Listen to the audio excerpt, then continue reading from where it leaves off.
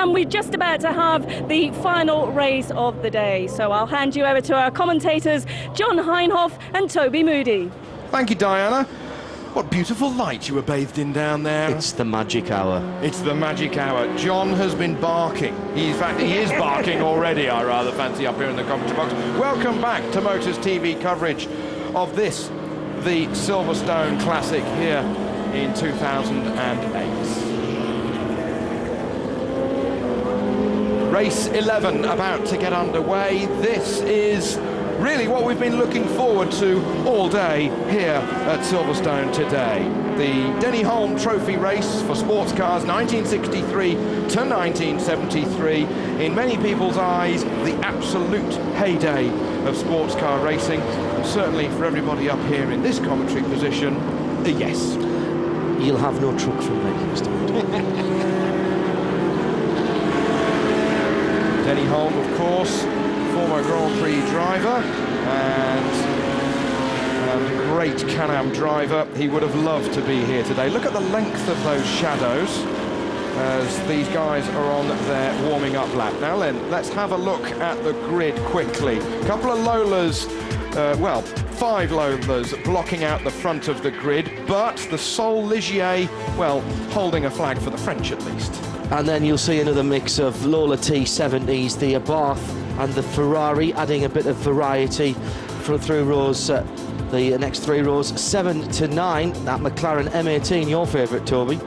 Well, he is. And looking a little bit further back, there's the Ford in there, which is a fantastic Adrian Newey with his Ford GT40, but the Ford F3L, of course, a fantastic history. That is the Alan Mann car that raced at Brands Hatch with Bruce McLaren and Chris Amon the day that Jim Clark should have been in that car, but he was elsewhere, and we all know what happened then. 7th of April 1968.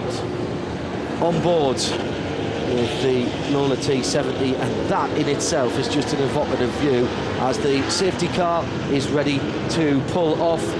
The little blue car on the inside is Charlie Kemp on pole position in the 210 car. He'll hand to Chris Fox later on. Charlie, who's better known in motor racing circles for being the PR man at Ginetta.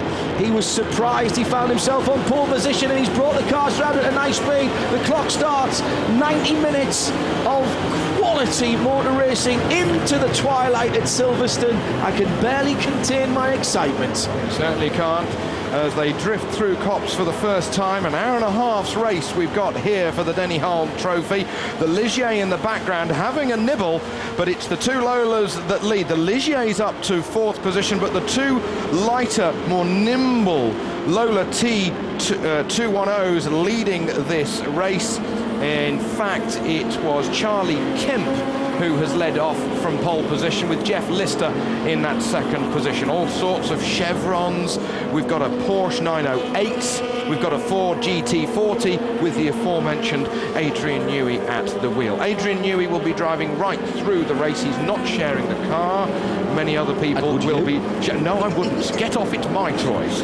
Now, this is probably the right point to say straight away about the pit stop strategy. Nothing allowed in the first 20 minutes, nothing allowed in the last 20 minutes. So it's only that centre section, and oh dear, already a problem for the Chevron B8. And that was Steve that started that car. Steve Hodges. That car looks like, see, there's the remnants of oil from earlier on today, but the marshals have been very busy during the dinner break. So no pit stops in the first or the last 20 minutes of the scheduled 90. If you are going to fuel, it's a 3-minute stop. If you aren't, it's a 2-minute stop. And again, that is because we are not looking for Le Mans and Audi type super quick pit changes. We are looking for safety and making sure that everything's tied down, but we'll do back again with our onboard. And look how difficult it is to see through the sunshine there, and that is with a clean windscreen, Toby. Absolutely. Well, it's the age-old problem of a closed car, that the bugs and the chips that are in the windscreen. You know, these are not modern works cars. You can't just throw windscreens away willy-nilly. You can't just throw them in brand new for the start of each race.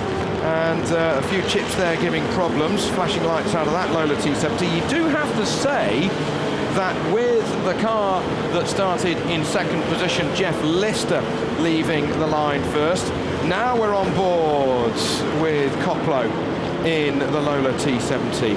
Oh, if only we could be there. If only we could be there, John. I'm feeling it though, from here. Classic colours as well on the 45 car. David Koplo will be handing over to Martin Stretton. Now this car is, now as we've got another problem, Frank Lyons in the Chevron B16, rather losing his way slightly, but no harm, no foul, at least on the bodywork.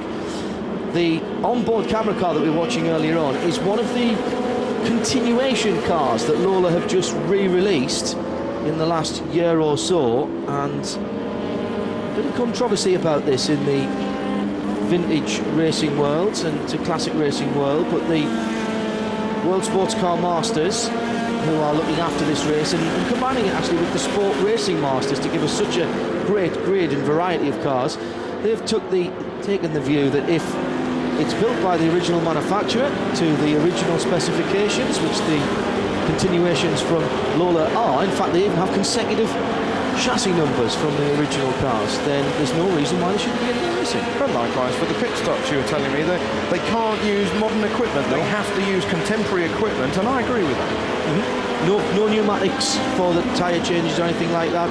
It'll be hammers and wheel spinners and all that sort of thing. And again, that is just, we're not in a race here in the pit lane. Do your racing out on the track, make sure you get everything done safely. Because everybody's pit stop will be exactly the same length. So no advantage to be gained in any shape or form. And look at this. Are we at Brands Hatch for the BOAC 1,000 kilometres? Oh, look at this. Look at that view. That is absolutely outstanding. Looking back towards Sean Lynn in the 58 car, and he's hoving in on us. I'm afraid our camera car's just lost one position, maybe losing another in a moment. The sun going down. We'll be racing, if not into darkness, at least into the gloaming tonight, and I can't wait for that. I've done sports car racing into the darkness here at Silverstone before with the American Le Mans Series and the Le Mans Endurance Series, but these cars in this light, fever. If you don't look at the Santander or the Abbey, Abbey graphics on the side of the racetrack, we could be at Le Mans in about, well, 72 or something or other. Absolutely fantastic. Is that a Nozella that's tucked up behind? No, maybe not. I think that is it's the Lola T220, the Bob Horton Robert Shaw car. Now then, we've got the McLaren M1B in the background. That is the Nick Whale car, the McLaren.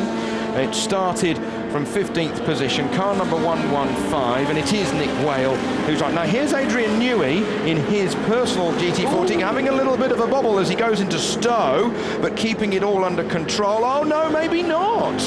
As he spins it through Stowe corner, puts his foot on the loud pedal, but then the front comes round, engages first gear with his right hand and continues on his way. Rob Barth, who's standing with us and we'll hear from later on, makes the point is, I wonder if he had the sun in his eyes there, because he is turning into the sunshine as you go up the Stowe corner, and that might just have put Adrian off a little bit. He's quite experienced racing this car. He's raced it at the last couple at least of the Le Mans Classics, and they're only a biannual event, so over the last 4 years that car has done a bit of race. That is just outstanding. Can I just commend whichever it was of our efficient technicians who mounted that camera? Deserves a medal.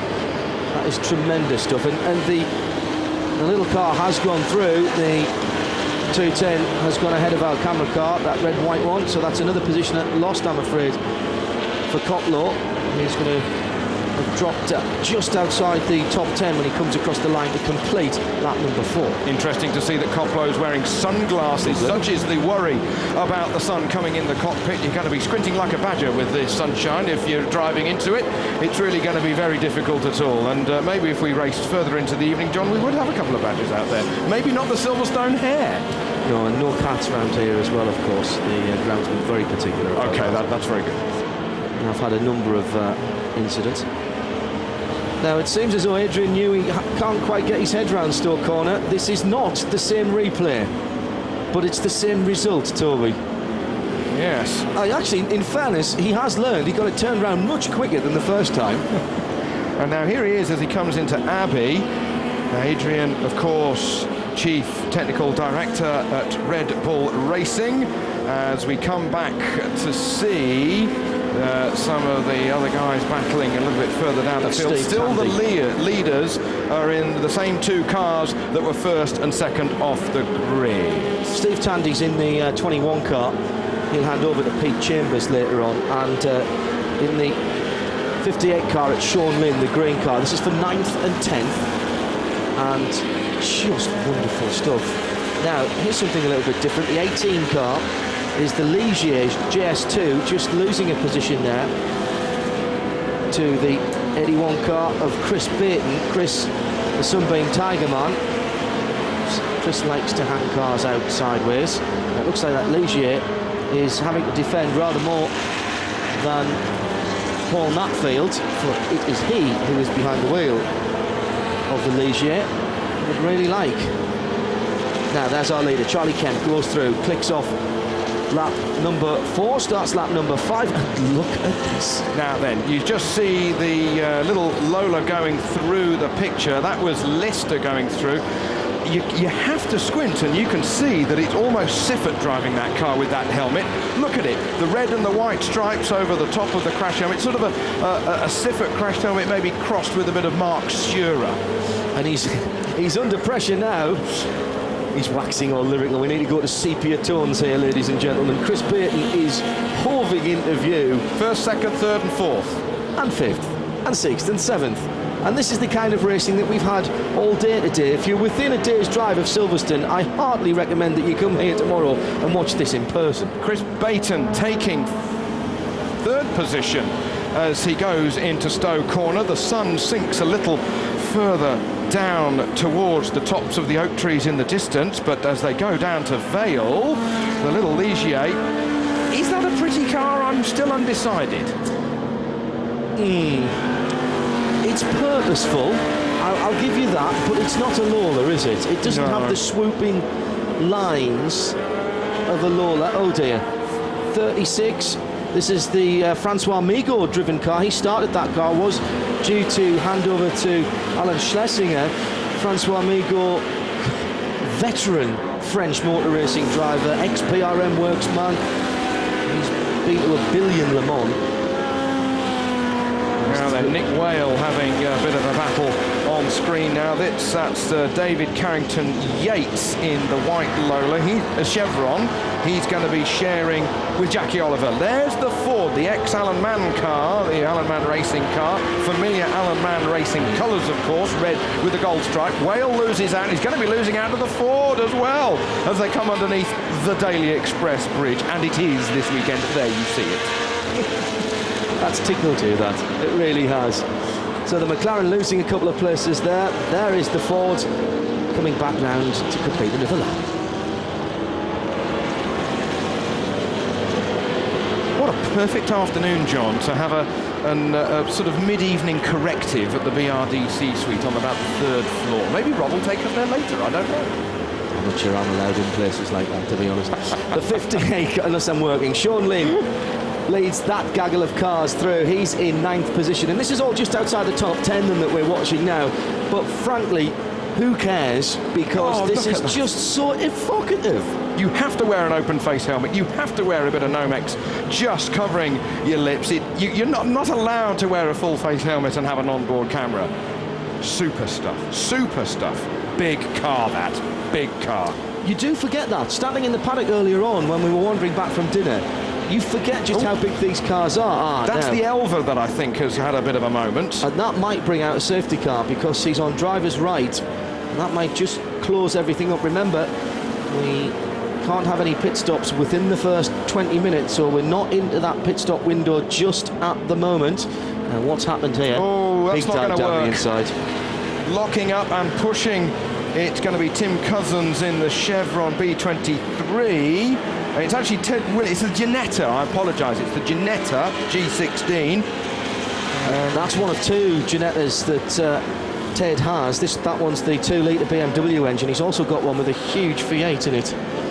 Now that is the 36 we saw earlier on, the Alan Schlesinger Francois Migaud car. That's a problem. And, oh dear, rear deck coming off the 70 car. Is that the Kramer's car in the pit lane? It is. That was the Elva that was in the pit lane. So then, back at the front though, John. Look at it, it's still close. Only 3/4 of a second between the leading two Lolas. Twitching as they're on the way in. Twitching, they're on it. Oh, drift, four-wheel drift as he goes through Maggots. Not the differing lines there. I'm not sure either of them were what we would call classic. Rob Bath is shaking his head. But these are, you said twitchy. These cars have got quite short wheelbases, and they're not as easy to drive as some of the bigger cars. Here's the battle for the lead. Two of them side by side at the braking area. Racing room given though, and that's lovely. That's proper racing driving, respect given, and Charlie Kemp will not be very happy with that. He, as I said, was a little shocked to be on pole position, still thinks they've got some work to do on that blue car.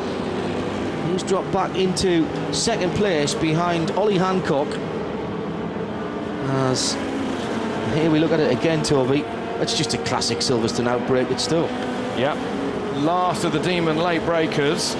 Count to 1 and then 2 before you put your foot on the brake, and look at those wheels. Yeah, short wheelbase car like this, a bit more suited maybe to the Nordschleife rather than the big booming open corners and flat surface, smooth surface that we have here at Silverstone. But look at that light, a photographer's dream it is here this evening. He leaves Charlie. The door open. Oh, he's got his hand up. And maybe there's a yellow flag there, of course, because we've got the Ted Williams car on the outside. So he's just saying, no, don't you pass me. Yeah, good spot. And team racing driver Rob Bath saw that as well. But now, chevrons. Green flags, and that means it's all fares in love and war as they go across the line. And Ollie Hancock is scored as the leader for the first time as he goes past the Michael O'Shea Cooper T61P. What a lovely car that is.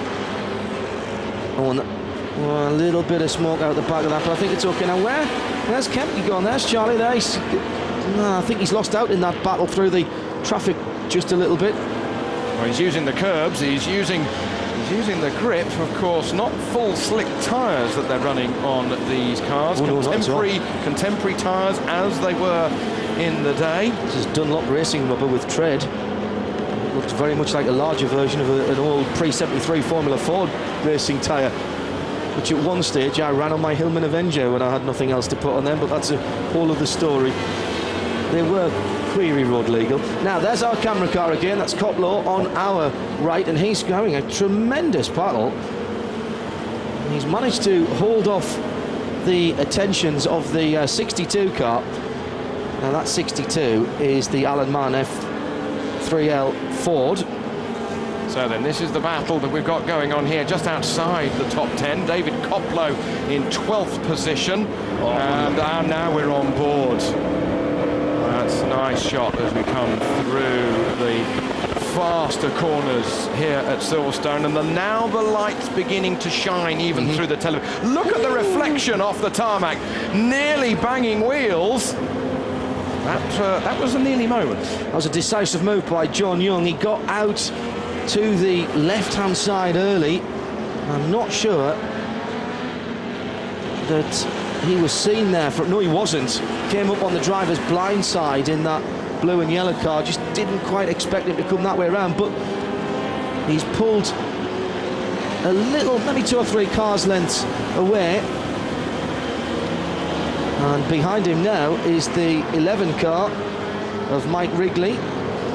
Martini Porsche coming into view. We cannot have a race like this without Martini colours, John. It's against MSA rules. So Mike Wrigley now having a look down the inside of the bridge. You know, you can just see the tail end of the spoiler there. And I think Wrigley's gone through. He has.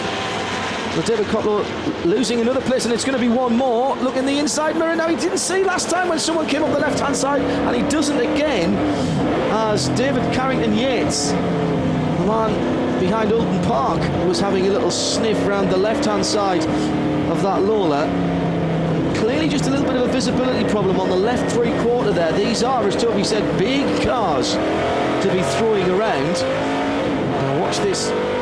Number 5, the Chevron B60. That has to be for a man from Oulton Park. He's got to be running a Chevron, hasn't he? Only right and proper. Cross the line. An hour and a half race, and we are 17 minutes into it. Listen to that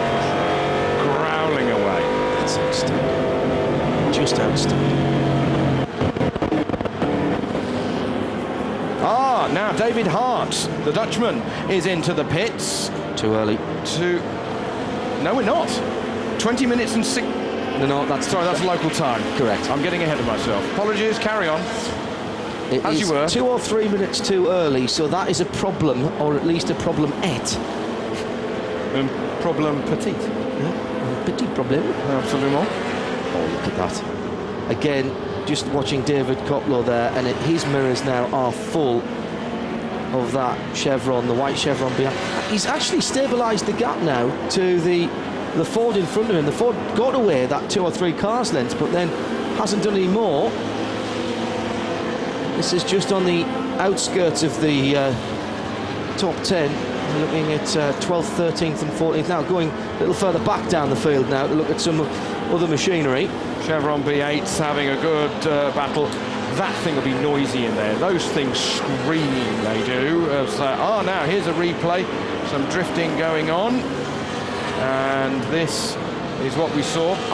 Now that's the car that Jackie Oliver is going to jump into in a few moments' time. It's David Carrington Yates again in that Chevron, and that was why we had the...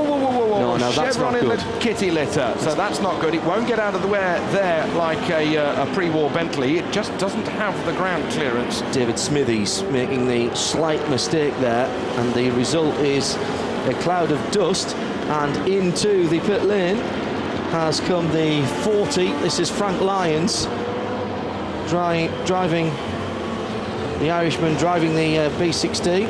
Jackie Oliver sitting in the pits, just waiting to get underway. Absolute legend. Absolute legend. Formula One driver, Porsche Works driver, won Le Mans, and still racing. Still racing. Not many people from that era are still racing.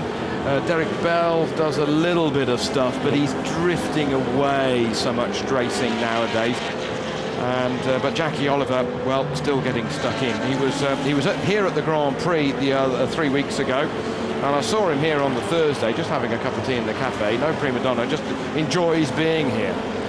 Now here's the Ligier again, and under some pressure now from the Jeff Lister driven machine behind. And I think these two have been trading places, because that 1, 2, 3 was ahead. That's a great manoeuvre if you can pull it off, but you've got to get further up the inside than that. You know, always the worry there that you're going to get the nose of the car taken off. Ask Damon, ask Michael. Fair point, well made. Nicely presented, Mr. Moody. Yes, exactly so. If we are slightly neglecting the leaders, we apologise, but there is plenty of racing going on. There is Ollie Hancock, who leads out by just about a second and a half. He's got traffic to deal with now, and probably will have for the rest of his stint, and we are not that far away from pit stops now. At least the pit stop window is now open. In fact, with an hour and 9, we have just gone over the first 20 minutes. So should you wish to change your driver, you may do. Remember, if you're going to fuel, it's a 3-minute stop, which is going to be a lap and a half, and if you're not going to fuel, it's going to be 2 minutes, which is about a lap. And of course, the other thing that you've got to think about and remember is, for the other driver, he's going to be in the car for well over an hour. Even though the sun is going down, it's going to be more than warm in there, very warm in there, even warm and physically tiring. These are amateur drivers. You know, there's no Jensen Buttons out there that are fit as a fiddle doing triathlons all the time. You've got drivers here who are going to be wrestling away at the wheel, and not easy stuff. No power steering, of course, in these cars. You just got to get in and have forearms the size of Tiger Woods. You really have got to be very, very strong indeed. Into the complex. Just looking at that leading car with Ollie Hancock, you can see, can't you, that at this time people were experimenting with these little spiders. Just the first vestiges of aerodynamic. Look at the slight additions on the back of there. You think of the 908 Flunder Porsches of the same kind of era, and people just kind of getting their head around that dark science of aero. Well, the other thing is, of course, nowadays it looks like they were just put on a Thursday evening at Le Mans. But they don't need too much drag. This is the battle, though, as they come on to the home. This is the battle for third position we've got Baton in the orange car, road registered Lola, by the way. Road, yes, you did hear me correctly, road registered. There is the number plate, can't quite see the tax disc, but let's just pretend it's there for the sake of it. Wouldn't that be excellent, going to Tesco's in one of those? Excellent. Ollie Bryant has closed in significantly in the last few laps. It was about 3.5 seconds the last time that we looked, and Chris Baton having to deal with traffic, one of the GT40s. Oh, going around just the easing it out. Don't go around the outside there. That is always going to be a no-no. Picked the wrong side. Bad luck that. Bad luck that. I think just a bad decision, unusually, by Chris. He's a better racer than that.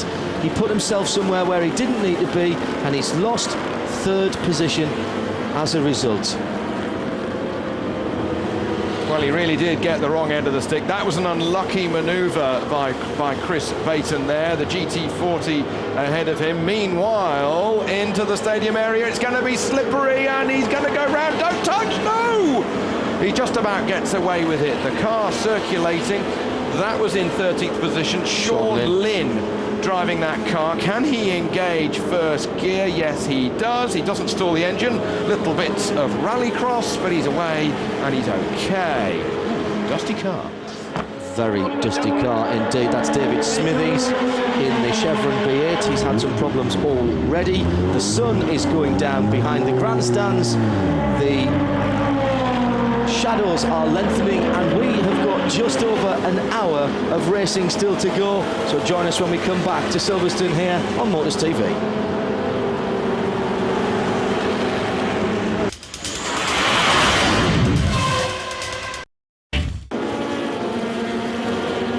Welcome back here to Silverstone, and with this Denny Hulme Trophy, we are now coming up to the third distance. It's an hour-and-a-half race. We have got just over an hour remaining. Leading, though, is the car that started from the second row of the grid. The second row of the grid, fourth position. A little bit of satellite delay there with myself there, sorry about that, but it's Ollie Hancock who's leading this race at the moment. There he is, he's just gone past the Porsche 908, that's the Matai car, and that's had an off at the beginning of this lap, which is why you are just seeing it indicate to come into the pits. So also coming into the pits, John, is the ex-David Piper Lola. Yeah, and Sean's driving that car on his own, that's Sean Lynn. And so he will stop, and depending on whether he needs fuel or not, it will either be 2 or 3 minutes. I've been impressed with Ollie Hancock, who's took that pressure that we had early on from Charlie Kemp, just pushing him, and managed to eke out a bit of a lead through the traffic, and he's held that, and that's never an easy thing to do. Talking about not easy things to do, one of us is going to put the mic down to give to Rob. It's actually going to be me, so I'll let you live the fever for a moment as you see the reflection off the tarmac there. So Rob will be on in a moment. So there is Sean in the pit lane with that tremendously evocative green car. Sean just taking a little breather.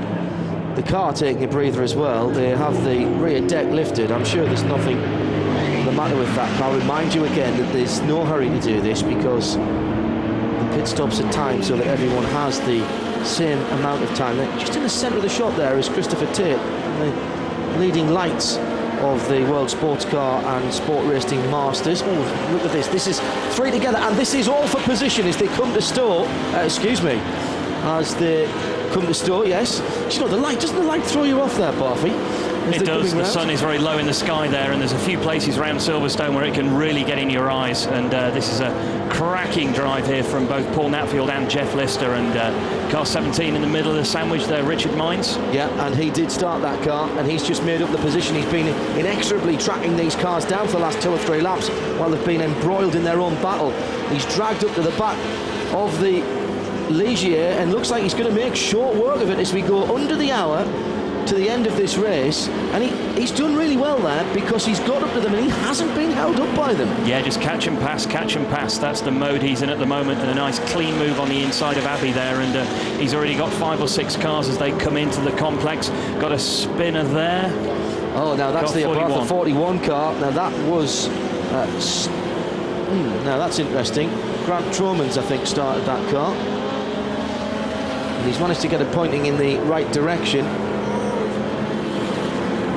I'm very impressed at just how quickly Richard Mine got up to and past those 2 cars. He's going to be scored a 6th position as he comes through. And finally, with a little bit of a help of the traffic, also the Ligier finally gives up that position to the 1-2-3 of Jeff Lister, and Jeff's been trailing that Ligier around for a few laps. These look more like standard pit stops now coming into the pit lane. There's a fire extinguisher coming out, so there may be some kind of fueling going on, and that is one Jay Oliver. Jackie Oliver, the fastest ever man around Le Mans in a Porsche 917, and a racing driver of legendary performance getting ready to climb aboard. Interesting to look at the lap times, John. We see 2 cars going underneath the 2-minute barrier, and Ollie Hancock putting in a fastest lap as the air temperature drops of a 1:58 dead. So as the air temperature cools, the car's just getting quicker and quicker.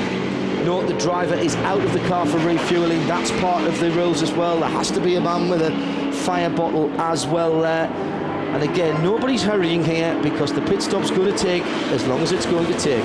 Have you ever seen 3 wide there before, Rob? 3 abreast into, all the way round and out of left field. Fever. Mark Magic. that one and put it down for later. That's the leader among that. The race leader around the outside of traffic at Woodcote. Awesome stuff. Absolutely terrific.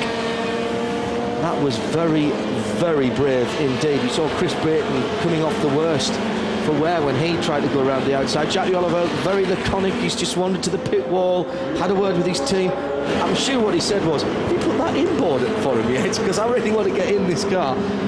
He does look fired up and ready to go, doesn't he? He does. He's still got that stalking walk that true competitive racing drivers He have. means business, clearly. The body language is such that he means business, and all while he's got to be so careful as he makes these moves around the slower cars.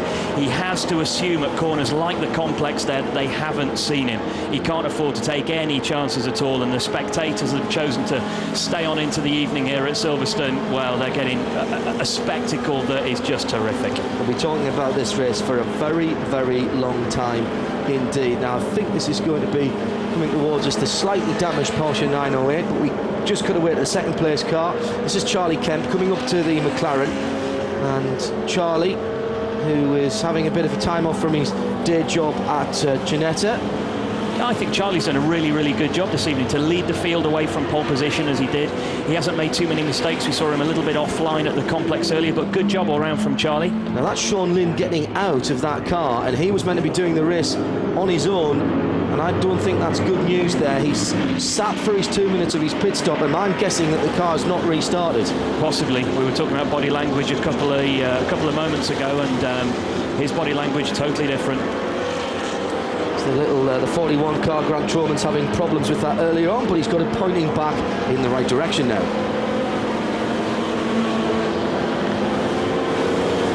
And you can see just how low the sun is in the sky as the drivers come round the fast historic Vale into Club. They'll be peeping over the bank in front of them, and the sun will be burning into their eyes. Do you favour sunglasses, tinted visor, or a sun strip on your visor? It's got to be a sun strip on your visor for conditions like this, because as the drivers go through into the darkness, if you're wearing sunglasses or a tinted visor, you're just too compromised in the last few minutes. Now this is 10th position. The Chevron and a slow-moving Porsche just in front of that battle. They've gone through it. So the Chevron now with right up behind them. Yeah, David Carrington-Yates holding that defensive line as he comes down the hangar straight, keeps the car on the right-hand side, is making the car 11, Wiggly, go around the outside of him if he's going to go anywhere. He's managed to hold him back, and that is, again, good driving, perfectly legal, but it looks like Mike Wrigley will not be denied. He had a little think about it there, didn't he, coming to the bottom of the hill. He did. He just sort of moved his car out. They're coming now into probably one of the best overtaking positions at Silverstone. He has got to run out of club, as you say. He'll jink to the left for Abbey, will he? Yes, he's gone for him. And that is actually very good driving by both of those chaps. What we call in the trade racing room. I'm guessing that those are Jackie Oliver's feet. Racing driver's feet, not my strong point. And again, just look at the body language. He's just waiting, cool as a cucumber, absolutely cool as a cucumber. And you know, the moment he's plugged into that car, bang, he's going to be right on the money. It's the 5 car that he's getting into. It's just lost a position, dropped down outside of the top 10, and he'll be cursing not being in that car right now, because I'm sure that he'd rather be in it than watching it. Ollie Hancock at the front of the field as John Finnemore looks at his monitor. Ollie Hancock just chipping the laps away. 1:58.1 is last, so going around within a tenth of a second, lap after lap. So very, very consistent job from Ollie at the head of the field. And he's got the top couple of lap times. Only really Charlie Kemp in the 210 car being able to live with them. Now let's go back on board again.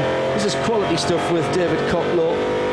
Riding on board with David as he comes up to Beckett's, round the left at Maggots, round to the right at Beckett's. He'll come down a gear, around the bigger left, keeping it tight to the curb. He's got to hold a good line through the last right at Beckett's. This is chronologically the most important corner because it leads out onto the longest straight. He's got to get that nice slingshot out of Chapel and down the Hanger straight. In traffic there, he's in 12th position. Actually made a little bit of ground back up on that chevron ahead of him. He had a great battle with that in the early minutes. And you know, one of the things about these longer races, Rob, is you can afford to spend not only 5 minutes, but maybe, you know, 5 or 6 or 7 laps having a dice with someone rather than having to barge past in 2 corners. You can, and you can change the setup of the car so it's more suitable to your driving style in the latter half of a stint. And yeah, car slowing. That was the 5 car. That was the 11th place Carrington car. Now, did he just miss a gear? I'm not sure, to be honest. In the background there we see race leader Ollie Hancock flashing the lights as they come down towards the Vale. He stays out of trouble. Yeah, Ollie goes the long way round. That's the back end of the leader's car, putting a lap on our camera car, David Cocklow. Now, I thought the 5 car had slowed there, but he seemed to pick up. Maybe he just took a wider line, trying to get round through the traffic. You can see that there's oil dried down. That's from earlier on. Jensen, I'm afraid, that dropped rather a lot of oil early on. Now these are dangerous times for the leader, as he does again try to get that lap on the 5 car. He's done it. He's coming up towards the next car in his sights. All the guys out there are going to breathe a big sigh of relief when the sun finally dips below the grandstands that they're coming into. When they come round into Brooklands, the sun is very, very difficult. We saw just from the onboard footage there just how low the sun was in the sky. Next car, and into the pit lane comes David Cocklow. So Jackie Oliver is on his blocks and ready to go. As out comes Cocklow. Now Jackie Oliver's waiting for the 5 car. I thought they would have come in together. They've been having a great battle. So Cocklow removed from the car. And in will get Martin Stretton, Mighty Mouse, who's already been in fine form today. The trademark green helmet. On goes the safety harness. He's wearing the hands device, which isn't mandatory here, but most of the top guys will wear it. You'll see the straps will be fitted over the top of that. Pulls it down tight to the collarbones. Quick clean of the windscreen there for Martin as well. As you said earlier, the residue of the oil, the flies, all the cement dust that gets thrown up and stuck, it seems to refract the light on the windscreen. Look at the eyes. Yeah, he means business as well, doesn't he? I'm actually really looking forward to seeing Martin pedal this car. I was hope it really starts. When I saw him getting in the car, I sort of flicked to the fastest lap that car had done and thought, right, okay, so it's done a lap time of 2 minutes dead. Let's see what Martin can make it do. And again, as the sun continues to go down, as the air temperature drops, conditions are only going to get quicker and quicker, John. Racing at Sebring in the 12 hours I did a few years ago, it was this time of night where you see the real quick lads putting in the fastest laps of the race. Yeah, still plenty of temperature in the track, but the air temperature, the drag racing guys, when the air's coming down, they say the air's fat. It burns better. This is going to be a 2-minute stop for Martin. There's no fuel gone into the car. So They're just making sure there's no hurry. 50 minutes to go now. This is interminable for Martin because he knows he's ready to go. Look, finger on the button. Go, go, go, go, go. He's started it up. He's got the stopwatch on the right-hand side of the picture there. He's got the stopwatch in front. There we go. Doors down, bang, he's away. Just being held for a moment. A little bit of a helping hand for the clutch from the team, and he is off and running. Long pit lane here at Silverstone, 65 kilometres an hour, all the way down, then he'll be released out before he gets to Maggots. Now this is Grant Tromans in the 41 Abarth. He's had one or two spins. He'll hand over to Neil Cawthorne. This round has gone the 60 Porsche. Beautiful colour scheme. David Betts is driving on his own this evening. We've seen David Betts have a couple of little spins, and the pit visits coming thick and fast. Martin Stratton, one of the first of the top runners to make their visit. Still no sign of the pit lane of the top 10 vehicles. Now Mike Wrigley gets out, James Hansen gets in. James, one of the leading lights of Speedmaster. Oh, that was very lucky, wasn't it? It was. Cars either side of that older 911, and again it happened at Brooklands, just where you're going into the sun. And one of those was the 17 car with Richard Maines in the car, and he did very well to get out of the way of the spinning Martini Porsche.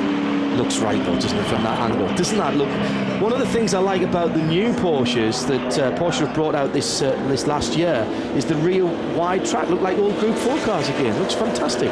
Meantime, let's get back to the leader. I haven't seen him for a while. Here's Ollie Hancock. That's Charlie Kemp. Excuse me, Charlie Kemp, who was in second place. He started on pole position. I just spoke to him just before he wandered down to get in the car, and he was desperately trying to ring Lawrence Tomlinson, his boss at Ginetta, to get him to Sky Plus the race for him. Didn't realise it was going to be live. So Charlie in second position.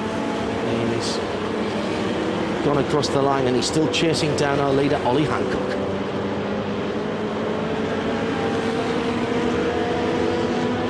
10.5 seconds the lead that this man, Ollie Hancock, has on the chasing car of Charlie Kemp, and then it's about 18 seconds back to the third place Lola T70. Oh, is that a visor strip going off? Yes, that's all right, no worries about that, as a lap is put on the John Young Alan Mann Ford F3L. See, now that is a fine way to spend a Saturday evening. A very fine way indeed, as we are moving in towards half distance. When I saw Ollie Hancock tear off that visor strip, I did look down at my watch and think, right, he's done about 45 minutes. I normally tear mine off if I'm in an open top car after about half an hour, but this time of night, this time of year around Silverstone, Toby's just pointed out as well, perhaps the flies, the midges are becoming more of a problem, so there'll be oil, there'll be residue from slower cars. Oh, massive moment there for Jeff Lister. He's in the middle of that sandwich coming onto the Hangar Straight. And he's in 5th position, and he did very well indeed there, not to lose his head. He's not really under any pressure there, but it would have been very easy to get on the grass there, and that could have been very nasty. Have another look at this. There was contact between those two cars as they came onto the Hangar Straight. I don't think the cars in second and third position in that trio were quite as close to the leader as we thought, but they're going mighty quick as they come out of there, probably up over 110 miles an hour as they exit onto the Hangar Straight. Chris Baton's car there, the 81 car in 4th position as the pit stops are coming thick and fast now. And everybody waiting their turn. Is it better or worse to be the second driver? It's definitely better going second. On board now with Martin Stratton. He's got in that car. He knows he has a job to do. He knows he has to start from perhaps P7, P8. You know the only way is kind of up and forward. And as a professional driver, you have this sort of almost super confidence, and we see that immediately from Stratton as he comes through Woodcote. Just look at the car's angle of attack as he turns into copse. He's always very, very accurate with his turning points. He's picking the apexes accurately and riding on board well. The body language, we've spoken about it already this evening, it just tells a story. got the dark visor on, which he's flipped up to almost make it like a peak. Very clever. He's down in the just over the 2-minute mark, 2-minute 1 flat. Last time around, 19th position for this car that he took over from David Coplow, and he is lapping some 8 or 9 seconds a lap quicker than the 2 or 3 cars ahead of him. But we've still got the leaders to make their stops, and Jackie Oliver gets into the 5 car. Yeah, Jackie Oliver being strapped in there by Jason Minshaw. Interesting to see Jackie Oliver running an open face helmet, so no sunglasses, no dark visor. Now this car was right with the 45, which is now Martin Stretton's car, before the pit stop. Now Martin is a lap back from that car at the moment, which he will take back when he comes through across the line this time. Remember, it's going to be a 2-minute stop, timed. Nobody's rushing. I'm just thinking where Stretton will be. Stretton will now be coming into Abbey. He'll be approaching Bridge. Here we go. Out of Abbey, down towards Bridge. Very good. Priory, Brooklands next. Still no sign of movement from Jackie Oliver in pit road. This is going to be a fight. This is Jackie Oliver versus Martin Stretton. 44 minutes, 1 fall, 1 submission or a knockout. Absolutely outstanding. We've had the commentary box door open to get the beautiful orange, almost Gulf orange sunlight flooding in. Jackie Oliver ready to go. He sat back. Stretton's and here comes Stretton. This is going to be tight. Now Stretton goes across the line now and goes onto lap 21 as where is the 5 car? Yep, Stretton's ahead, and he's going to have it's stalled in the pit lane. It won't restart. We've already spoken today about the trouble of hot starter motors, so yeah, he's going to have about a 25-second gap to make up. He has lost that position. They were very close together on the pit lane. I have to say, I don't think that was really affected too much by the car being somewhat recalcitrant on the restarting front. I just think that is basically 5 minutes of Martin Stretton magic. That car's fastest lap set for the 3rd consecutive lap by Martin Stretton, who's now down to a 2 minutes 0.1 seconds, and he's into 18th position. His next target is the number 61, which is the Joe Ward Chevron B8, which is 33 seconds up the road, but he's slapping a mere 10 seconds of a lap. Now, where is Adrian Newey?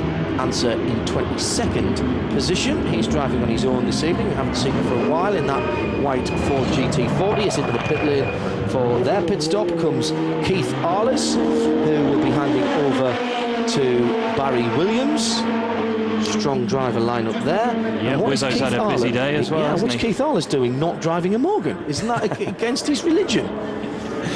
Now, there's the 12th car. This is the Jonathan Baker Collis Barbolt T70. Ollie Hancock, Ollie Bryant, a very interested spectator in the background there, having a good look at the similar car he was in. The 21 car is another one of these continuation cars. Peter Chambers will be taking that car over from Steve Tandy. Rather confusingly, we've got the 12 and the 21 in the pit lane, which are similar coloured cars, which is overbearing for a simple commentator like me. Still no move at the head of the field by the 2 leaders, and Ollie Hancock's done a 57.2, Rob. 57.2, that's a fantastic lap around here. That is extremely fast for this category of car.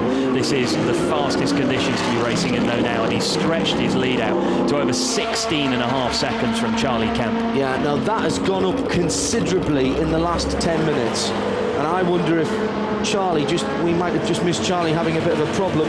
There's the leader, fastest lap of the race on a 57.2, and he is driving an absolute storm, and now has 16.5 seconds of a lead, but he still, of course, has to make a pit stop.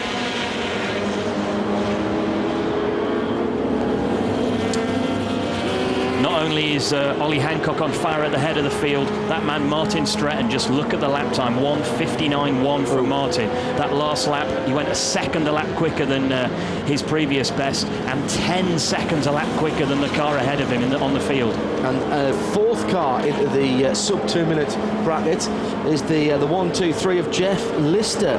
who's just done a 59 as well in the Lola T210. So all of a sudden those temperatures coming down, as Rob Barth was telling us earlier on, and people are getting down to business, and it's becoming... This is 90 minutes. What a great amount of time. Oh, now hang on a second.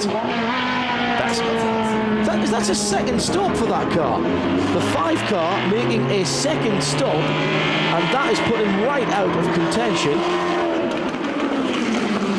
Now he's dropped way down. This is the Carrington Yates car in for a second stop, and I'm afraid that is very, very bad news indeed for that number 5 car, David Carrington Yates and Jackie Oliver. So Jackie has, I think, only done 1 lap and brought that car straight back in.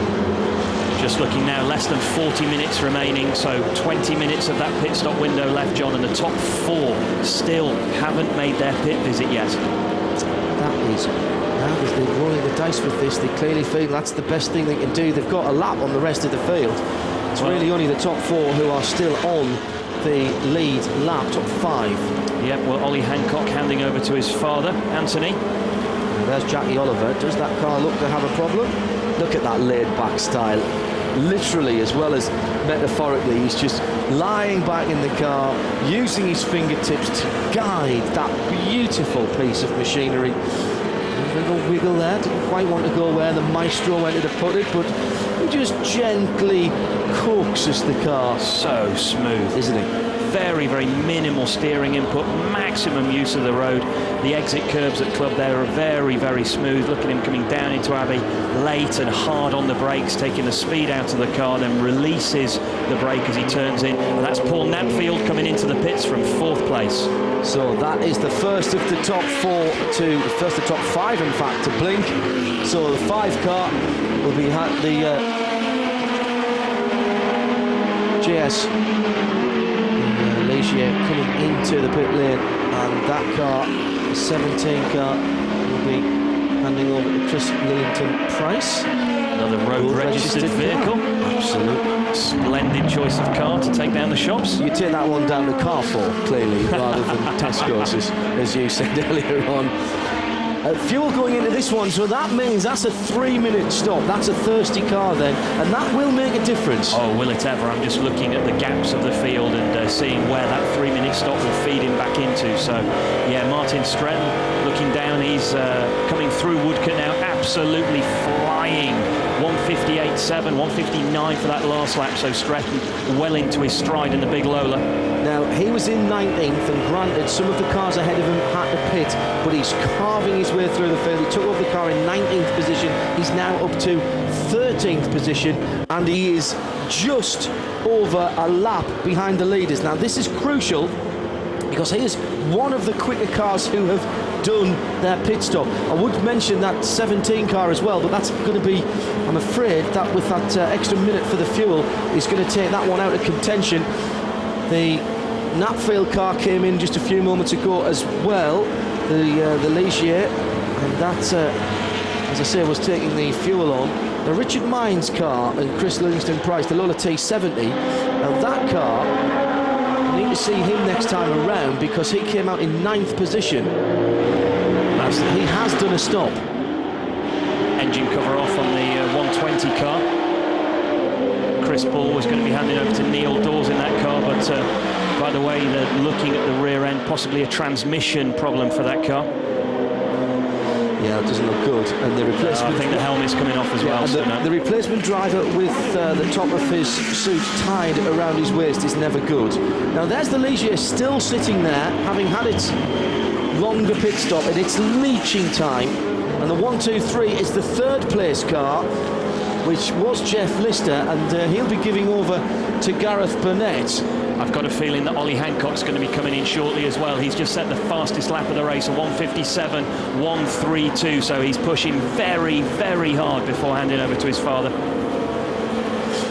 Simon Ashworth and Mark Ashworth driving the Marina. Now this is an interesting piece of British engineering. 1963 car, it's effectively a clone of a Cooper Monaco, with a 6 3/4 litre Rolls-Royce engine stuck in it. No, really. I don't make this thing up. Just had a little spin, I'm afraid.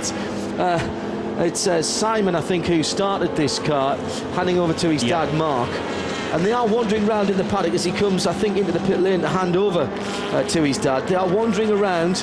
Car in the gravel at Priory there, John. With Rolls-Royce overalls on. Now, would a safety car now play into the hands of the two guys who haven't pitted just yet? Would it ever? And of course, Martin Stretton would be, that's one of the chevrons. Yeah, it's the Rob Shaw Chevron B8, and he's gone in deep there, Rob, and that's going to take some getting out of there. He has. I can't see whether the car's got a rear towing iron. You can see the marshals. That's what they're looking for. They're crouched down at the back of the car, to pull it back, looking for something to attach the tow rope to snatch the car out of the gravel. Oh, this was the third place car. This is Gareth Burnett now in the 1, 2, 3, and this is, as if it wasn't bad enough. Jeff Lister was trying to push that car. No, it just won't restart. And he was having a real good battle with the Ligier before they came into the pits. That's not a good look, I'm afraid. That looks like, now that is a huge spin. That's in the braking area down towards Abbey, and I can't believe he's had that spin on his own. No, he's locked the rear wheels as he's come into the braking area at Abbey, and that's turned the back end of the car round. He was too worried about the cars behind him, Neil Davies, in the Crossley there, and that, I'm afraid that is very bad news indeed for Jeff Lister and Gareth Burnett in the Lola T70. Now here is the Ligier. That was the car they were battling with not so very long ago. And he is already out and running round on his second flying lap. Yeah, Hatfield safely through Abbey, where that yellow flag is, then down through Bridge. He's coming into the yellow zone now at Priory, where the car's buried, that chevron's buried in the gravel. Yeah, everybody line astern through there, yeah. Careful about that as they come through. Just over half an hour to go here at Silverstone, and our cameras are actually making it look a little brighter than it really is here, because from our commentary box I can really see the headlights shining on these cars, and we've got 30 minutes to go in this sports racing car 90-minute run. We'll be back in for the last half an hour in just a few.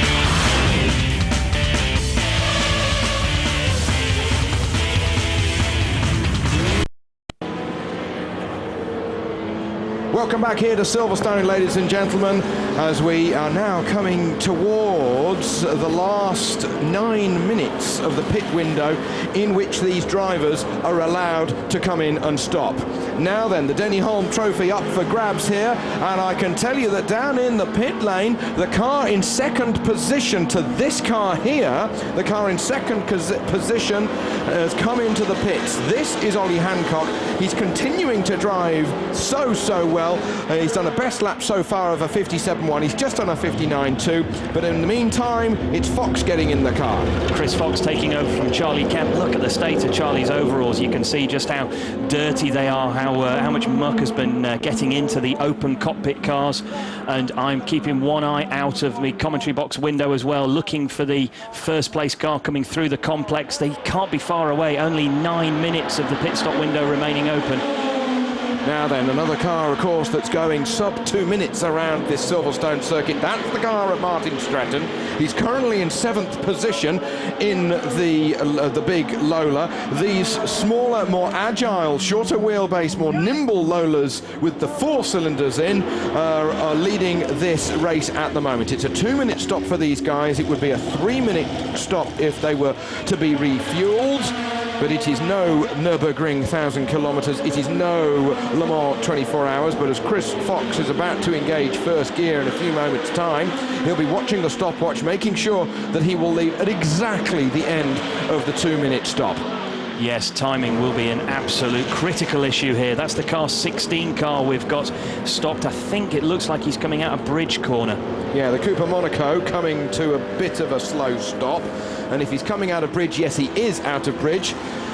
He's going to have to be moved to the support race pit lane or something in pretty short order, as now Ollie's really going to be coming towards crunch time, and he's really going to be coming towards a time where he's got to stop. 7.5 minutes remaining. It really is darker than that you can see on the screen. It feels like we're at Lord's Cricket Ground and he's got time to wave and in disgust to the other drivers. Well, Rob, it's not just for show, because he's really on it. No, he is absolutely on it. The two fastest drivers out on the circuit are Ollie Hancock in P1 and Martin Stretton in P6. And that's the car that was running second. Chris Fox leaving the pit lane to rejoin as our leader comes through club, still right in the thick of the traffic. Right up behind the Ford F3L, kind of car that Frank Gardner used to drive, or indeed Chris Irwin, who had that enormous accident at the Nürburgring but has reappeared in recent months. Simon Taylor doing a big article on him in Motorsport recently, but that's still a car that we didn't see enough of when it was contemporary. So our race leader coming through, up, round into Priory now, lights off on that car. He's got the lights off, so as he appears he can flash the lights to make more of a statement to the traffic. He chooses to go around the outside, does he? No, Ollie thinks better than that, and then makes his move as he comes into Luffield. Will he have another lap? He's got 6.5 minutes remaining, Rob. You say he's going to go for another lap. Is that your reckoning? Yes, he is. Yes, he is. He's missed pit road. Oh, and again, he's down the inside at Woodcote. Fortunately, the traffic has seen him and they've stayed wide.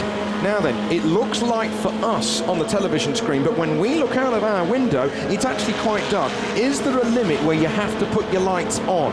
Well, yes, there is a limit where you have to put your lights on to physically see where you're going, to look into the corners, but we're nowhere near that just yet. If you were driving your road car in these conditions, though, Toby, yeah, of course you would have your lights on. Well, sundown technically was 8:57. It's 9:03 at the moment, so technically, my bud, it's against the law, I suppose. 3 points fixed penalty. 3 points. Oh, and that's a Chevron running wide, coming out of Stowe Corner through the gravel. Oh, he needs to get that straightened up as he comes down into the Vale. That's Chris Charles on board that car.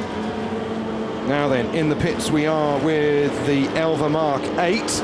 2 litre in the back of that. The Premier car, Swiss car, in familiar Swiss colours, of course. They waiting for the end of their 2-minute stop as we are coming now. Time ticking down, 5 minutes remaining. Hustle and bustle, busy it is down there in the pit lane. This is Martin Stretton, Mighty Mouse still at it. Whatever he jumps in, he's quick. He's in 6th position at the moment, coming down the Hanger Straight. He's managed to get past and lap the Martini Porsche. As I said earlier, you just are not allowed. Oh, well, we've got a spinner. We've got a spinner, and that is the Houghton Shaw car. And that is not going to get out of that gravel bed in short order at all. It's Bob Houghton, in fact, driving that. He was in 12th position. Bob Houghton in the car. Now then, 4.5 minutes remaining. He can squeeze another lap if he's brave too. Very brave too. No, I don't think he will do. That said, you watch, he's going to continue past pitting. Oh, he's coming in. He's in. Excellent. Okay, so arm up in the air from Ollie Hancock.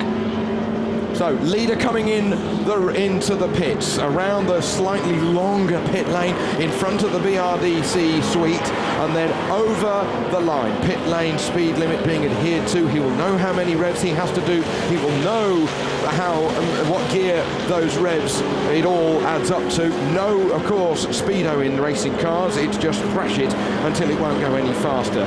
Now then, he's looking to find his pit slots. No great big lollipop. No stormtroopers like it's a BMW Sauber F1 pit stop, and he just comes to a halt, and now they start the clock. 2 minutes for this. Ollie getting out of the car. Now the question is, now he's removed the seat. Yes, you've got time to take your time, haven't you? Yes, absolutely. Ollie's a little narrower than his father, so they run a seat insert for him. You can see his father's a little shorter, so they put a back insert in for him, but his father will have to just handle that car for about 22 minutes, it will look like, and we'll have to see what the lead will be between him and Chris Fox. Well, he's driven that well, hasn't he? He's driven it more than well. One of the drives of the day, you have to say. Mind you, we haven't seen what Stretton can do by the time this race shakes out. Stretton started 19th when he got in the car, quickly made his way up to 13th, then boom, he's right up to 6th now. So that's the blue car coming across the line. That must have been Charlie Fox coming across the line, as now it's all going to level up, because we are expecting the Hancock car to be back out on the racetrack in literally another minute.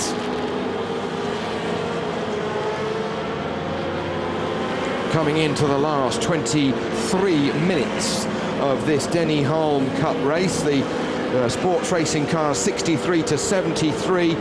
Fever. Those of you listening who know what we mean, you know what we mean. And by the way, if you're listening, why aren't you here? Because it really is that good to watch these cars here at Silverstone. Shades of Le Mans this side of the channel. And just look at the colour of the headlights now as the sun has truly set here at Silverstone. The brightest light we can see out of our commentary window is the big screen in the distance, and the lights are now really required. We were speculating a few moments ago, and yes, it's now definitely dark enough to warrant lights. Okay then, as the leaders are beginning to shake themselves out. Technically the leader is Chris Fox. He's in the blue Lola 210 as these... Oh, we've got a big spinner. He's hopefully going to get away with it. The 81 car just about manages to get away with it. I think that's John Finmore who's taken over that from Chris Baton. It's not Chris's helmet in there, and they were battling for position. Well, he nearly clipped the back of the Ligier, John. That's why he had to take evasive action. It was like, oh my goodness me, I can't afford to dent it. And the Ligier itself had just lost a position to the yellow 11 of Mike Wrigley and James Hansen, the Chevron P16. So lots of action going on there. And he's got it pointing back in the right direction.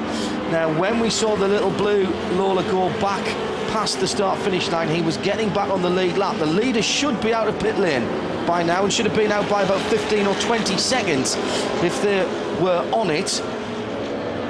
Now that is Martin Stretton carving his way through the darkness with just under 21 minutes to go.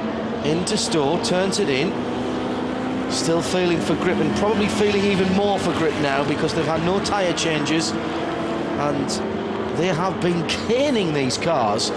Martin has done probably half a dozen or 8 sub 2 minutes laps in the last 12 that car's done. And of course, as soon as the pit lane, where the pit change window opened, it got changed and Martin jumped in it. So he's really been racing out here for well over an hour. It was about an hour and 5, an hour and 6 by the time he jumped into the big Lola, and he won't necessarily be getting tired. He's certainly the racing snake in more ways than one, but certainly one of the most physical cars that he's probably driven. It ain't no chain drive Fraser Nash, is it? But he has been driving other cars today, so he's put himself through quite a lot. So this is what, his 4th race of the day? And he's already won the Group C race in the Spice. Yes. Did of course win. Oh, look at the flies! Look at the bugs that have been smashed against the windscreen as we're on board with big pushrod power. There ain't nothing like cubes. Straight across the line in front of us. If you just looked to the left there, you would have seen us waving, and our tongues almost pressed against the commentary box window. And that is just a maestro at work. Look at him just making the little concentration rub of the eyes there, because he's been in that car from daylight into dark. He's squinting a bit and probably getting a bit of sweat down into his eyes as well. He's now in 6th position. He's just off the lead lap. He took over this car in 19th position, 2 laps off the lead, but of course many of the cars ahead, including the leaders, had to make their stop. I think that the Hancocks have done this absolutely superbly. A 57.3 by Martin last time around on a relatively clear lap, and that's only 2/10 away from the fastest outright lap of the race, which was set way back on lap 27 by Ollie, just as he was coming into the pit lane. Talk about David and Goliath. You've got a 4-cylinder that's only 2/10 in 2 minutes quicker than a big Lola. You're absolutely right. I mean, how do you work that out? We haven't talked too much about the 3rd place car, which is the 12 Lola T70 Mark 3B. This is the 5 litre, the yellow car, 69 car. We'll keep our eyes open for that for you. That is the Carlos Barber. Now this is very interesting, because Martin Stretton here is trying to unlap himself and get back on the lead lap with 18 minutes remaining, and well, the white car ahead really doesn't want him to do that. Well, not only that, but we haven't seen the pace and a flying lap of the Hancock car, because it did its outlap. Now this is its first flying lap, so we don't know what kind of time it does compared with Stretton's 1:57. What kind of pace is the Hancock car going to do with Hancock Senior at the wheel? He crosses the line now, and we get a lap time of 2:01, so it's 4 seconds a lap difference. But John, with 17.5 minutes remaining, Martin is he's going to gain time, but not enough to get on the podium. Well, not so long as that white car stays pointing in the right direction. And Martin will take the lap back and does so. And sensible driving there by Tony Hancock, because he didn't need to fight, didn't need to hold him back. And now what he wants to do is learn from the master, sit in behind, grab the lines and let Martin run interference for him. The first car to hit the traffic is always the car that has the problems. Silverstone, for all its advantages as a racetrack, is not built to run in the dark. We've seen that from the Brit Car 24 Hours. The lines around the edge of the circuit aren't reflective. The marshal's posts tend to become a little bit difficult to see, the blue flags. So now Martin is basically, he's the snow plough, and in behind him has gone Tony Hancock. Now, quick glance there, I think, of the 12 car that we were talking about earlier on, the Barton Bryant car. That was in third position. Just absolutely marvellous stuff. We have just over a quarter of an hour still to go here at Silverstone.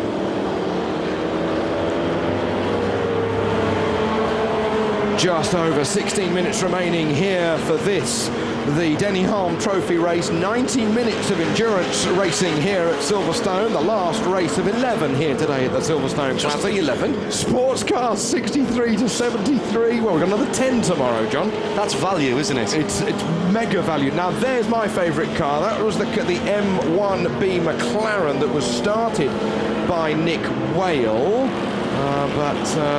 He's on his way. Help me out here, John. It's so dark in the commentary box. And we refuse to put the light on. Well, you can't, because then you can't see outside. Exactly. Richard Dodkins at the wheel. We got there in the end. Sorry about that. Richard Dodkins now at that M1B McLaren wheel. And another Stretton Masterclass for a 59.088 last time around in 6th position. I still think that it is only the leader who is on the lead lap, and Tony is just holding on to it. We've got Martin just on the back of the lead lap, haven't we, in 6th position. So that is a tremendous job. Tony knows what he's got to do. He's got to pedal this little Lola around and just try and keep his nose clean. That blue and yellow Lola ahead of him, the big T70, that's a perfect car for him just to watch.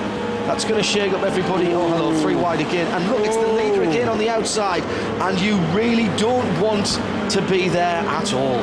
Not, because at the corner before, there's a load of oil down there on the racetrack, and we've seen, I've run out of fingers, I've run out of dozens of fingers of counting how many people have spun up that corner. Rob quite rightly pointed out that the sunshine was in their eyes, but the other thing was it's obviously slippery at that particular corner in front of the BRDC suite, and that was causing so many problems. You do not want to do anything near the limit going through the left-hander into Brooklyn. There's Tony Hancock leading by a comfortable 41.5 seconds from Chris Fox in 2nd place in that pretty blue Lola, which we haven't seen for a little while, as the 22 car of Alan Minshaw and Guy Minshaw, and I think it's Guy, who's the youngest of the Minshaw clan, is in that car at the moment. There's the 3rd place car we were talking about earlier on. This is the big yellow beastie, also leading its class, because this is a multi-category race, so we haven't gone into the details of that for fear of scrambling my mind, to be honest, dear viewer. But the other thing is, it's not Class A, Class B, Class C. It's Class Hulme, Bonnier, Siffert, Rodriguez, I mean, Pescarolo. You couldn't ask for more. It's the way it should be. That is sheer quality, and well done to Chris Tate and everybody at the World Sports Car Masters and the Sport Racing Masters for coming up with the concept. Now, behind that car that we're looking at is the Ligier, who's a lap back but leading its class as well. That's, of course, the Pescarolo class. Of course it is, for French cars. Why would it not be? Well, shades of green on the side of the car. What other colour would be on a French car? Probably ex-Pescarolo? Well, it's number 18, which is a Pesca number, isn't it? There you go. So, before my time. But we were discussing earlier that it was reminding you of another car, and I said, well, maybe it was the 512, that green Ferrari that they did. Very much so, very much so. Didn't the cab drive that car? He did, yeah. He did indeed, and it's the canted headlights and the way the headlights look on that as well. as it comes. It's got that little look about it. Only at the front, just sort of that look there. Forget about the wing at the back. Yeah, paint it that dark green, and it could be, at this kind of light, a 512. I love the fact it's still got the French registration on the what is for us the offside rear. And of course, they would let it drive down the street, and no one would batter an eyelid. They would applaud. Quite clearly. And with so many Lolas out on the track, we should mention that as part of Lola's 50th anniversary celebrations this year, they are going to be running later on this year, I think in October, through the streets of Huntingdon with a fine selection of Lola cars. And oh dear, that is unfortunately Andrew Middleton in the Tear-Deck Mark III in the Bonnier class. That's quite an interesting car, but sadly looks like he's got problems at the moment as a whole gaggle of his competitors scream through, including the leader there, right in among that. And this is the dangerous times for Tony Hancock. He has got to keep his wits about him with just over 11 minutes to go here at Silverstone. And again, must stress this, that it is much darker than our very clever high-definition television cameras make it look. Look at how much of the reflection now you can see on the back of the cars. Look at how much of the reflection you can see from the headlights. And although that beautiful orange and blue sky makes it look very pretty, it is seriously dusk now, Tony. It certainly is, and as you never forget, John is saying on the cricket commentary, you know, well, we're going to have to stop play, and yet you look on the television in the corner of the room and you think, well, why are they stopping play? It's a trickery of the camera. It's only when you see the reflection of the light. Look at that. Best shot of the day. And best shot of the day. There's not a car in it. Talent. Oh, fantastic. It's a truism that as much as we think otherwise, the talent is in the truck, ladies and gentlemen. Yes. 10.5 to go, and I'm just watching to see who's making the moves. Martin Stretton is still under 2 minutes, but he's in 6th position. Only 13 seconds now. Oh, though. the McLaren's done a donut. So the McLaren has done a donut. It's managed to get itself pointing the right way. Richard Dodkins that's at the wheel. Second place car. That's Chris Fox. He's gone off in this lovely Lola, and it looks like he hasn't got it running. He's been off into the gravel. This was the car he brought back from Canada and rebuilt virtually himself. He is the man behind rebuilding Lolas. And what is it? He's done it himself. Big moment that through Maggots and Beckett's. That's quick. Now, why is there a lot of marking on that on the wall of that rear left tyre? Has he put a wheel in the dirt somewhere else? Because that should be black, not grey, on the wall of that left tyre. So, and he still can't get it started. It's been driving now around this circuit for nearly an hour and a half, and he is going to have trouble getting a hot engine started out there in the far end of this Silverstone circuit. Drama and action. Hancock still leads, but second place struggling to get restarted.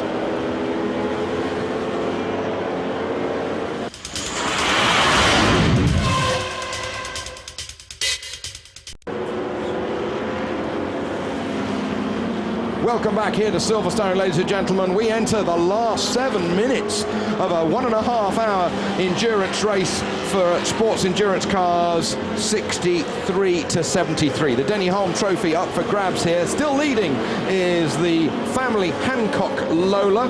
It's Father Tony at the wheel as he's approaching the end of this race. But it's difficult conditions, John. You really can't see where you're going. The lights on the front of these cars as good as IKEA candles.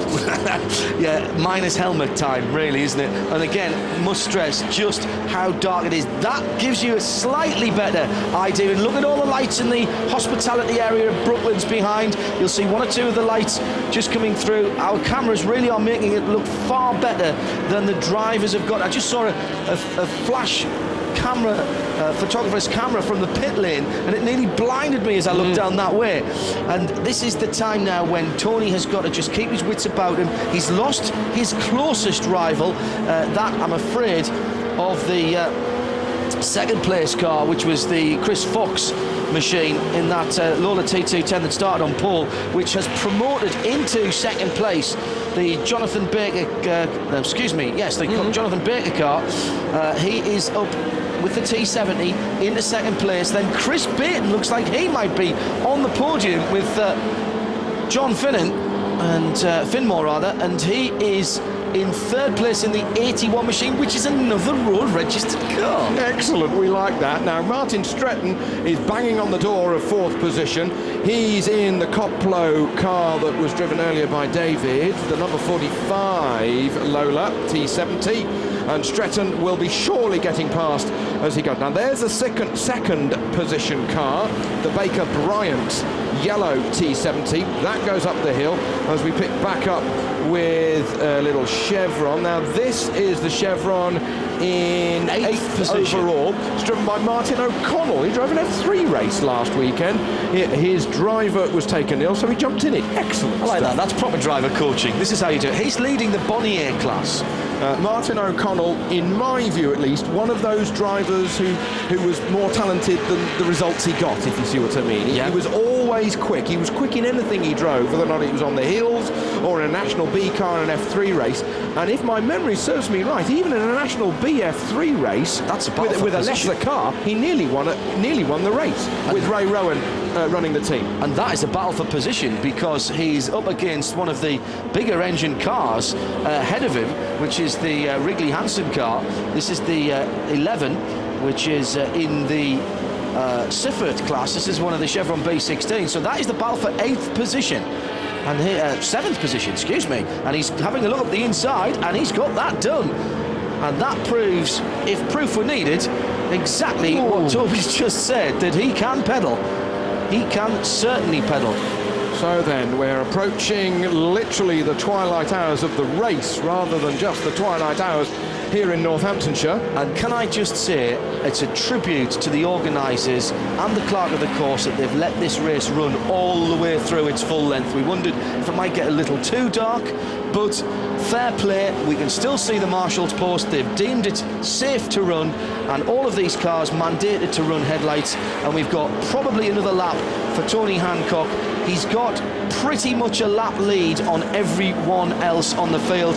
The only question for me now is whether we can get Martin Stretton any further up the field. He's actually now gone into fourth position with the Richard Mines in the 17 being demoted. Richard Mines and Chris Lincoln-Price in the Lola T70 have just dropped back down to fifth position as Martin has finally gone through, and there he is, and this is what he's seeing. And just look at the rev counter, look at the way that the instruments are glowing in the darkness, and once again, even our onboard camera is so technologically advanced nowadays that is way brighter than what you can actually see out of our commentary box window. Well, the advantage of these big cars, of course, is that it's all about grunts. Let's just listen.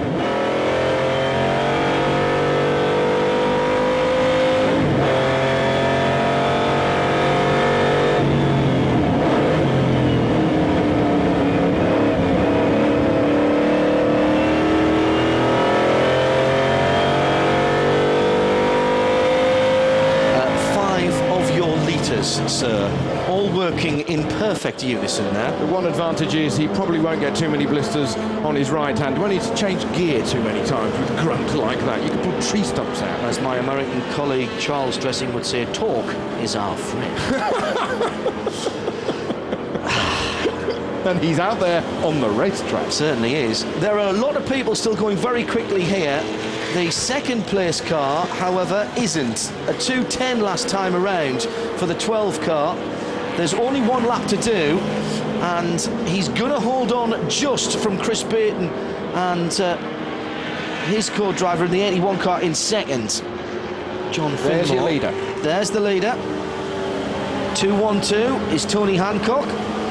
One rear light is how I was spotting him earlier on, and somebody running across the oil dry there in one of the little chevrons. I think they were on the grass. Yeah, I think that was a little bit wide on the exit of Stowe, and the last thing that Tony needs to do, of course, John, is get caught up in someone else's accident. That would be an utter disaster. Or worse still, and it's easy to do, follow someone off. Exactly. Well, the leaders team on the pit wall, they've run out of nails. They're going to be chewing down to the bone. The last half a lap here. Time ticking away. The flag will be shown in precisely 5, 4, 3, 2, 1. That is an hour and a half's worth of racing. The problem is, will they see the checkered flag? on the finish line. It really is that dark here. The camera's still playing tricks to our eyes through the television screen, but for the last time they've managed to avoid spinning at every single one of their 44 laps around this Silverstone 3.2 mile circuit, and they have managed to keep out of trouble. That is a good drive. It's a fantastic drive by Ollie Hancock. Tony comes across the line. He receives the checkered flag now from the marshals on trackside. They are more than happy on pit wall, and you have to say, John, why don't we have the podium ceremony over at the Scarf and Goggles? It's 9:30 at night. They can have an evening celebratory beer. A libation, yes indeed. Exactly. Now waiting for the Baker and Bryan 12 car to come through in second place, and he was being caught by the 81 car in third. I think that third place car is just going to run out of laps. Great tactics, great speed, did everything right, the winning car, the winning duo, father and son. Is that the 21 or is that the 12? It is the 12 in second place. There is the checkered flag. He looks like he's going to be safe in second place. He is, crosses the line now and takes second place and wins his class, I should mention as well, ahead of Chris Baton, who will be second in class and third overall in the 81 car that he shares with John Finnemore. In fact, it's John who's bringing the car home. That is the darker red coloured car. P2 man coming through now. It was the 21 car we were looking at. My apologies. Two yellow Lolas caught me out earlier on. Across the line then goes the Baker and Bryant car. Now where is John Finnemore? Here's Martin Stretton coming back towards us. I thought I saw his lights. There he is, we're on board with him. So where is Baton? Baton's gone through in third position. John Finnemore, excuse me, bringing the car home. Martin Stretton, Mighty Mouse, just off the podium, although third in his class in the 45 car that he took over from David Coplow in 19th position and has driven the bulk of the race, and he will just drift the car through the final right-hander and think that he's done a good day's work.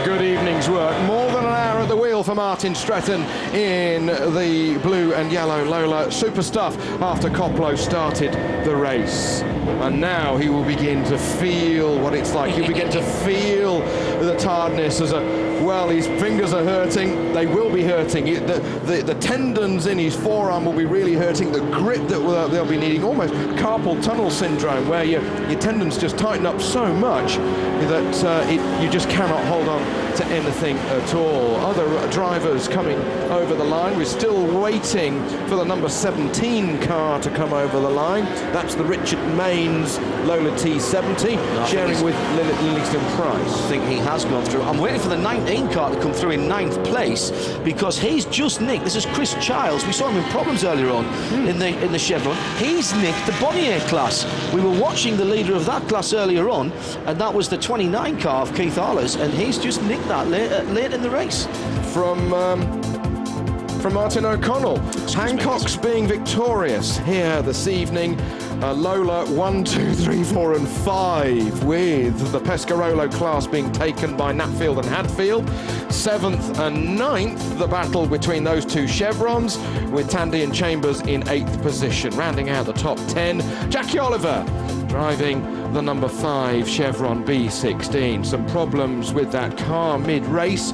It came in twice so far as we're aware, but Jackie Oliver, so good to see him back out on the racetrack here at Silverstone.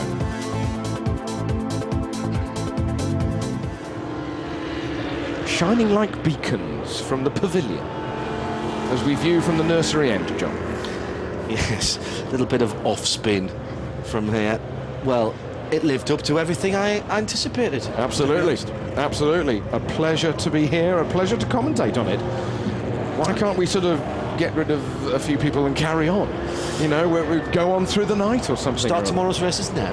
Absolutely, absolutely. Thanks also to Rob Barth, who ably assisted in the middle of that 90 minutes and has stayed with us because he didn't want to move, because he's enjoyed it so much. The last cars will come round into a very, very dark pit lane, looking back towards Northampton, and in fact, actually, that's the opposite direction, isn't it? That's off towards Brackley into Leamington Spa, etc. And that is where the sun is going down. Sort of southeast direction, or is it northeast? Doesn't that look fantastic across the pit lane? A tremendous day of racing for the first day of the Silverstone Classic Festival here.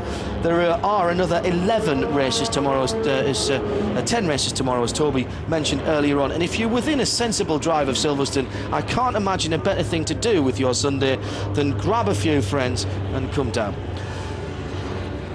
It's a fantastic day's sport that we have had here. We look forward to catching up with you tomorrow. Goodbye for now.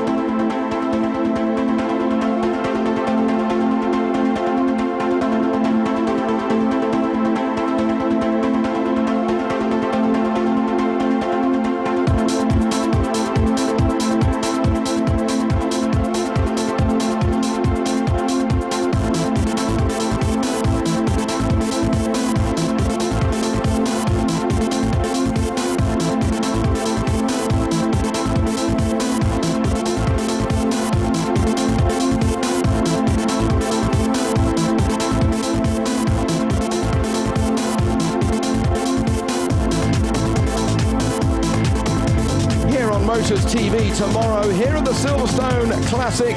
It's going to be a fantastic day's racing, just as we have had here today, Saturday at Silverstone, and we've got that hour-and-a-half Group C race to finish the day's sport in celebration of the life of David Leslie. I, for one, will be looking forward to that. And don't forget that we've got Murray Walker up here for the FIA Historic Formula One race, joining me up here in the commentary box. I, for one, are going to look forward to that, and I hope that you will join all of us here on Motors TV tomorrow.